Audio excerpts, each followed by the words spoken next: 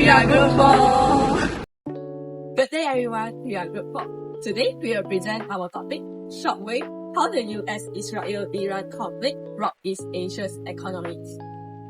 Inflation means the price of goods and services increase over time. When inflation happens, people need to spend more money to buy the same things. One important cause of inflation today is the conflict between the US, Israel, and Iran. The Middle East is an important supplier of oil and gas. So when conflict happens, there, global oil prices increase. When oil price rises, transportation and production costs also rise. This affects countries like Malaysia and Japan because they depend on important energy and global trades.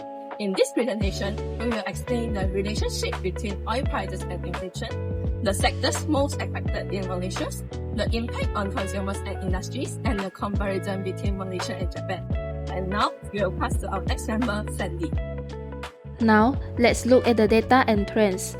From 2025 to early 2026, global oil prices changed a lot. In 2025, oil prices generally decreased and Malaysia's inflation also stayed low. But in March 2026, oil prices suddenly increased to more than $103 per barrel because of the Middle East conflict. At the same time, Malaysia's inflation rate increased to 2.2%. This shows that when oil prices rise, inflation also increases because transportation and production costs become more expensive. Next, we look at inflation by sector in Malaysia. The highest inflation was in the personal care and miscellaneous goods sector, with 6.9% inflation. This happened because many products are imported, so shipping costs became higher. Meanwhile, the transport sector recorded negative inflation. This is because the Malaysian government gave fuel subsidies to keep petrol prices low. Now, we pass to the next member, Ewan. Next is our analysis based on the data. Global oil price increased very quickly in early 2026, which rose from around $67 to $104 in only 2 months. As oil price increased, Malaysia inflation also increased from 1.6% to 2.2%. This situation is called cost-push inflation. It means when production costs increase, business will increase the price of products to maintain their profit. Now, let's see which sector were most affected. The most affected sectors was personal care and miscellaneous goods because many products are imported. Besides, the education and restaurant sectors also face moderate inflation because electricity, food and transportation costs increase. However, food, health and utilities had lower inflation because the government controlled price and gave subsidies. Apart from that, inflation also affects consumers and industries.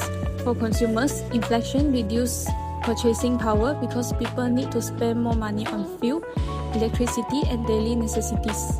For industries need to pay more for fuel, transportation and raw materials. This will increase the operating costs and reduce their profits.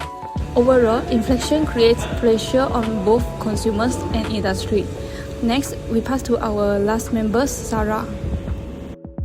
Now, let's compare Malaysia and Japan. Malaysia usually has slightly higher inflation than Japan because Malaysia is still a developing country and depends more on imported goods. Japan has a stronger economy and better technology, so inflation is more stable. Next is energy dependence. Malaysia produces oil and gas, but it still imports refined fuel, so Malaysia is still affected by global oil price changes.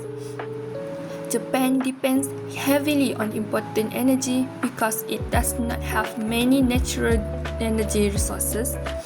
Japan imports around 87 to 90% of its energy supply. Because of this, Japan is more sensitive to global conflict and oil price increases.